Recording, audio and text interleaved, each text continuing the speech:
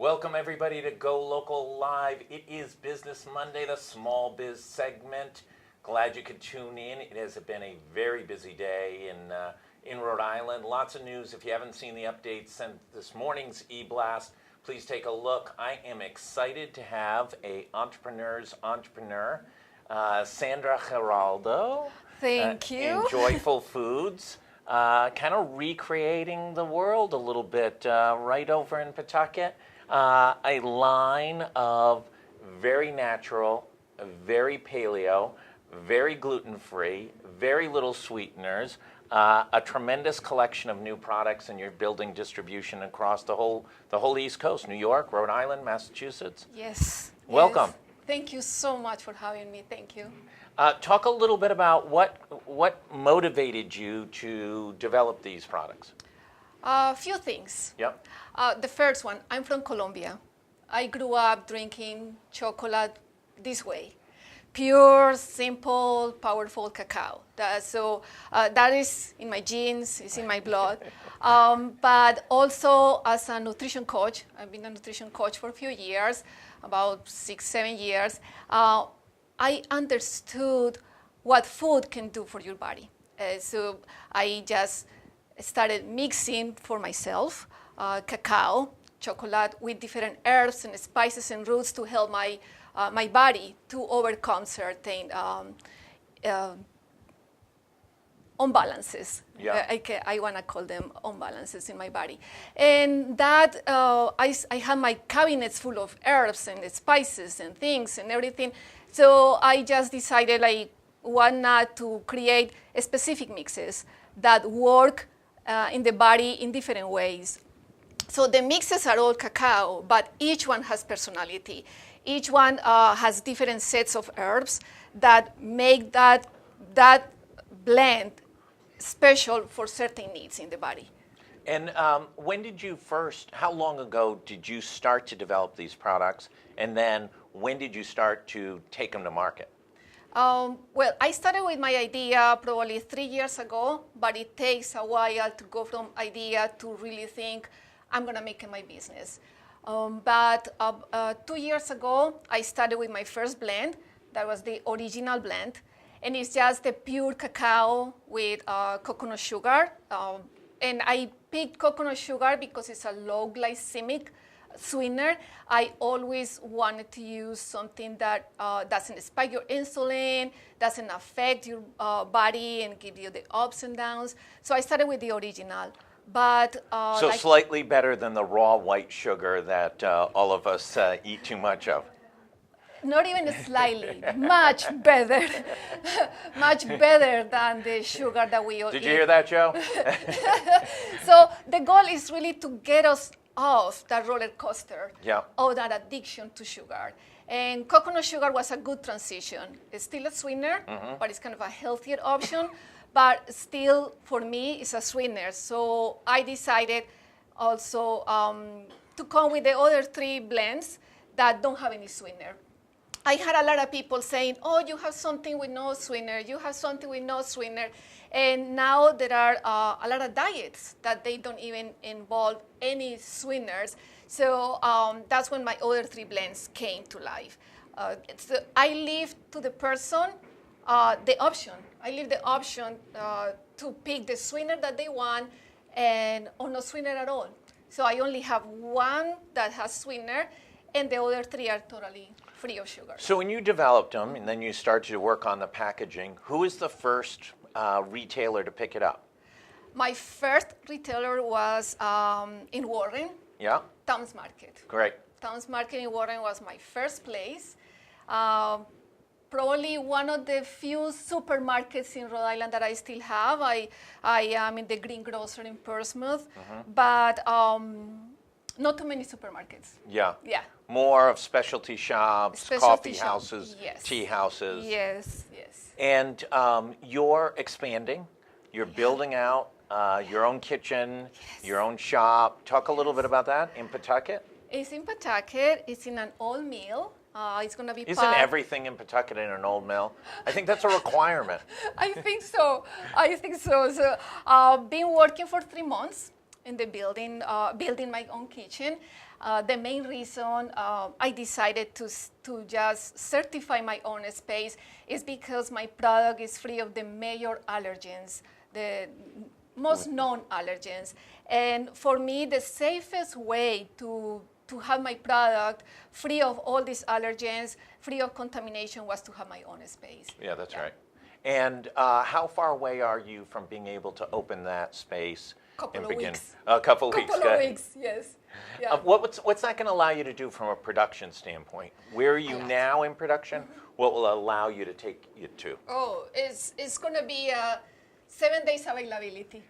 I have my space all the time for me, no certain hours a week. Yeah. So that's going to allow me to take on more accounts, to promote my bulk presentation. That is the one for the food industry, for restaurants, coffee shops, tea houses. So I'm going to just be able to promote the bulk presentation more, just go and sell more because I have more capacity for production.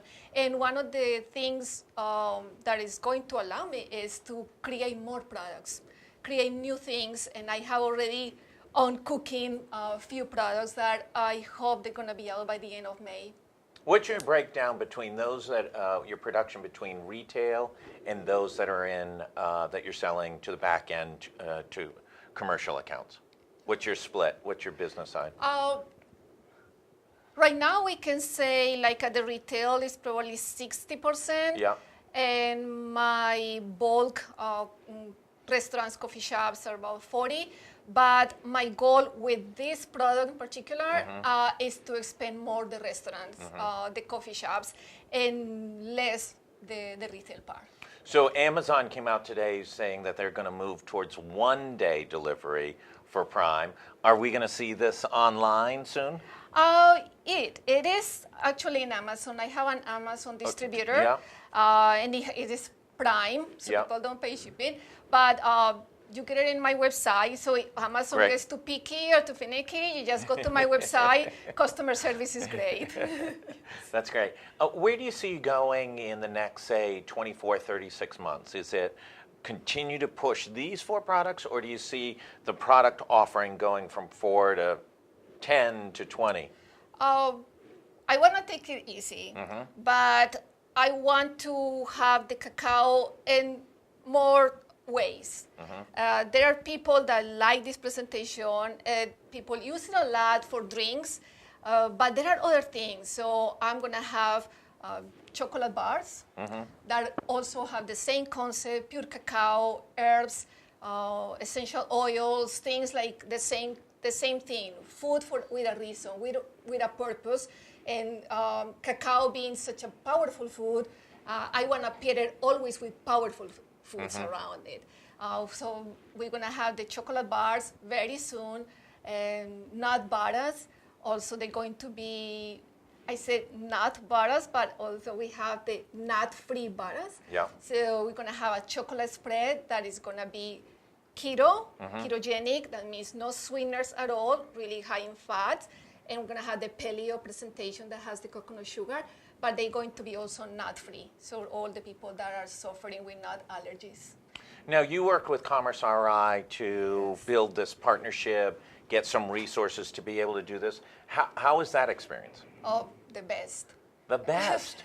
Yes, we like when we like when someone says, no, they didn't return my phone call for 10 weeks. No, I can't complain. I'm very grateful. I'm grateful. And everything with e-commerce, with Commerce RI, especially with the Center of Women and Enterprise, for an entrepreneur that starts such a small business is very important. Nothing is perfect, to be honest, but mentorship is really good. The education part. When I started, I knew about cacao. I knew about food. I knew about herbs, but I didn't know anything about business. Yeah, that's right. And that's when they come. Yeah. They help you with a lot of mentorship. They help you with the business plan, and they helping me financially, because in other way I wouldn't be able to build my new facility. It wouldn't be because the financial part with e-commerce. That's great. Yeah. What's your biggest challenge? My biggest challenge for the 2 years that I've been in business, it's been understanding the industry. Is not only understanding the industry, but understanding where my product belongs in the industry. So you get a lot of going against the wall, things that don't work, things that work out. So understanding that, evolving with the product, growing with the product, and like knowing where the product can go, where it can be accepted, and based on that, the new products that are coming, now they have a little, kind of like a half of the journey already walked. So yes, these mixes, the cacao mixes, are opening the road for the ones that are coming in the future when Joyful Foods. Once you have the new kitchen done, will you be ready if Whole Foods says we want you in all of New England, or Stop and Shop calls and says we want you, in 100 stores? Will you be ready for that? I will be ready, but I'm taking it easy with the stores. Yeah, for the retail locations. For the retail locations, I'm just going very slow with the stores. Like I said, I'm focusing a lot in my bulk presentation. People just love to go to a coffee shop, taste it. My coffee shops sell the product. They move it good. But yes, if they come, but that takes you to a different level. Right. We are talking about distribution, all these things that are packing, attached, distribution, that are inventory. attached to selling to big stores like that. I can be totally ready with my new facility for taking the amount of sales. I believe that based on the partnership you have with Commerce RI, if you did get that level of distribution, Brian plus Stefan, they would all help in delivering the product to the different locations up and down the East Coast seaboard. That's the kind of hands-on delivery. Everybody will open the car, fill them up, and Sheaf, drive on yes, down. Matt Sheaf would be, I think he has a minivan, I'm not sure. They are there. Absolutely. Yes. I want to thank you so much for coming on. Thank Congratulations on the success. We love entrepreneurs.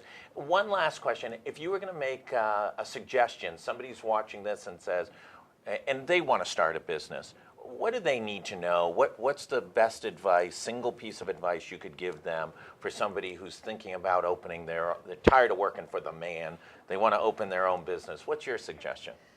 I think my main suggestion is know your product, know where it belongs. Yes, your niche, and also know that there are a lot of people around that can help. Many times we think that we can do it because we have the passion, that we don't need help, but it's a lot of help around. Rhode Island is the food industry in Rhode Island is so amazing, and everybody is like a community. So everybody's like, I can help you, you can go here, you can go there, this is my designer, this is the people. So always look for that community, be part of it. Don't isolate yourself, but the most important thing, know where your product belongs. That's great. Sandra, thank you so much for coming on today. Thank you. I want to thank everybody for tuning on. We're going to be back at 4:30 today with the Money Man, Gary Sass. A late edition on the Money Man today. We're going to be talking about education and the state's effort to look at taking over Providence school system.